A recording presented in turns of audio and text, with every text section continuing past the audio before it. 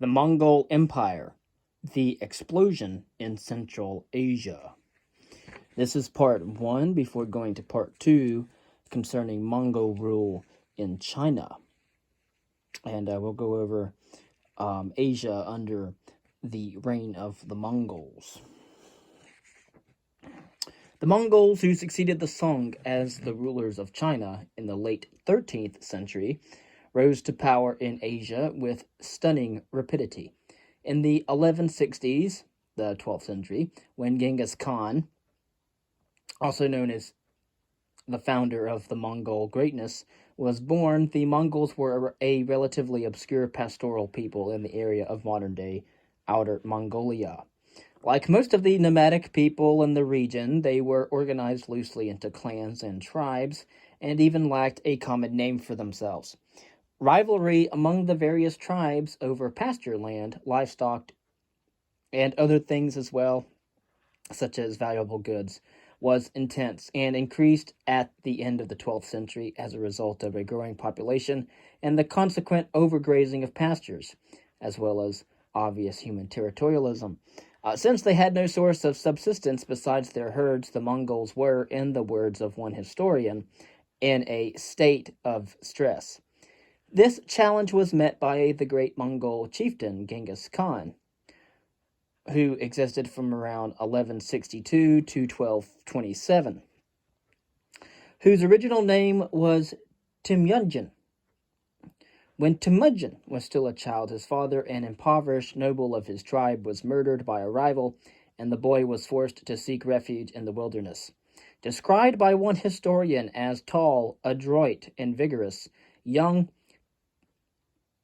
Temujin gradually unified the Mongol tribes through his prowess and the power of his personality. In 1206, he was elected Genghis Khan, or universal ruler, at a massive tribal meeting in the Gobi Desert. From that time on, he devoted himself to military pursuits. Mongol nomads were now forced to pay taxes and were subject to military conscription. Man's highest joy, Genghis Khan reportedly remarked, is in victory, to conquer one's enemies, to pursue them, to deprive them of their possessions, to make their beloved weep, to ride on their horses, and to embrace their wives and daughters. So that was in 1206. He was elected universal ruler at a massive tribal meeting in the Gobi Desert. Mongol nomads were now forced to pay taxes and were subject to military conscription.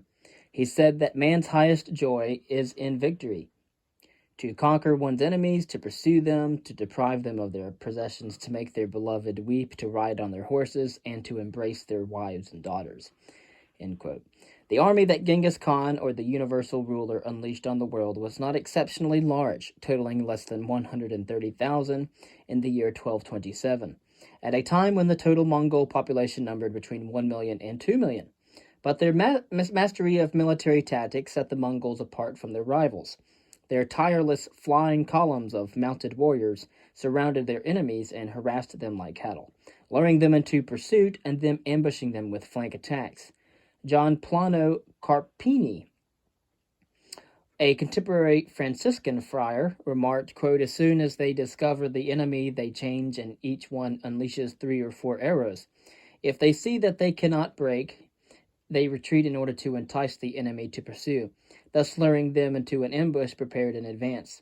If they conclude that the enemy army is stronger, they retire for a day or two and ravage neighboring areas, where they strike camp in a well-chosen position, and when the army begins to pass by, they appear unexpectedly.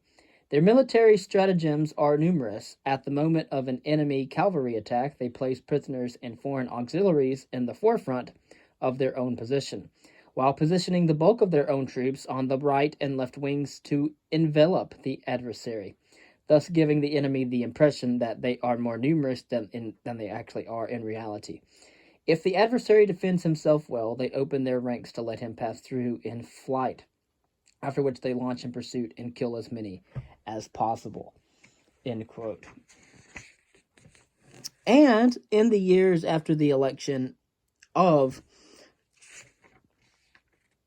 Temujin As universal ruler, or as Genghis Khan, the Mongols defeated tribal groups to their west and then turned their attention to the semi-nomadic, non-Chinese kingdoms of northern China. There they discovered that their adversaries were armed with a weapon called a fire lance, an early form of a flamethrower. Gunpowder had been invented in China during the late Tang period, and by the early 13th century, a fire lance had been developed that could spew out flames and projectiles a distance of 30 or 40 yards, inflicting considerable damage on the enemy. The following account of a battle in the 1230s between Mongol forces and the army of the state of Qin in northern China describes the effects of this weapon. On the 5th day of the 5th month, they sacrificed to heaven, secretly prepared fire lances, and embarked 450 Qin soldiers outside the south gate, whence they sailed first east and then north. During the night, they killed the enemy guards outside the dikes and reached the Wang family temple. Quan Nu divided his small craft into squadrons of 5, 7, and 10 boats, which came out from behind the defenses and caught the Mongols both from the front and the rear, using the fire-spouting lances. The Mongols could not stand up to this and fled, losing more than 3,500 men drowned. Finally, their stockades were burnt and our force returned. Before the end of the 13th century, the fire lance had evolved into a much more effective handgun and cannon. These inventions came too late to save China from the Mongols, and were transmitted to Europe by the early 14th century by foreigners employed by the Mongol rulers of China. While some Mongol armies were engaged in the conquest of northern China, others traveled farther afield and advanced as far as Central Europe. Only the death of Genghis Khan, universal ruler, in 1227 may have prevented an all-out Mongol attack on Western Europe. In 1231, the Mongols attacked Persia and then defeated the Abbasids at Baghdad in 1258. Mongol forces attacked the Song from the west in the 1260s and finally defeated the remnants of the Song navy in 1279. Once again, as had occurred after the fall of the Han dynasty, the heartland of China was placed under alien rule. By then, the Mongol Empire was quite different from what it had been under its founder. Prior to the conquest of universal ruler, the Mongols had been purely nomadic. They spent their winters in the southern plains where they found suitable pastures for their cattle, and traveled north in the summer to wooded areas where the water was sufficient. They lived in round, felt-covered tents, which were lightly constructed so that they could be easily transported. The food for the Mongols depended on milk and meat from their herds and game from hunting. To administer the new empire, Genghis Khan had set up a capital city at Karakoram, in present-day Outer Mongolia, but prohibited his fellow Mongols from practicing sedentary occupations or living in cities. But under his successors, the Mongols began to adapt to their conquered areas. As one Khan remarked, quoting his Chinese advisor, quote, "Although you inherited the Chinese Empire on horseback, you cannot rule it from that position," end quote. Mongol aristocrats began to enter administrative positions, while commoners took up sedentary occupations as farmers or merchants. The territorial nature of the empire also changed as well. Following tribal custom, at the death of the ruling Khan, the territory was distributed among his heirs. The once united empire of Genghis Khan, universal ruler, was thus divided into several separate khanates, each under the autonomous rule of one of his sons by his principal wife. One of his sons was awarded the khanate of Chaghdi, or Chaghdi, in Central Asia, with its capital at Samarkand.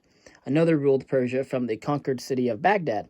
A third took charge of the Khanate of Kipchak, commonly known as the Golden Horde. But it was one of his grandsons named Kublai Khan, 1215 to 1294, who completed the conquest of the Song and established a new Chinese dynasty called the Yuan, 1279 to 1368, and for about a century, from a phrase in the Book of Changes referring to the original creative force of the universe. Kublai moved the capital of China northward from Hangzhou to Khanbalik, or City of the Khan, which was located on a major trunk route from the Great Wall to the plains of northern China. Later, the city would be known by the Chinese name Beijing, or Peking, northern capital. And then, of course, as you can see, the map of Asia under the Mongols, it traces the expansion of Mongol power throughout Eurasia in the 13th century. After the death of Genghis Khan, or universal ruler, in 1227, the empire was divided into 4 separate khanates.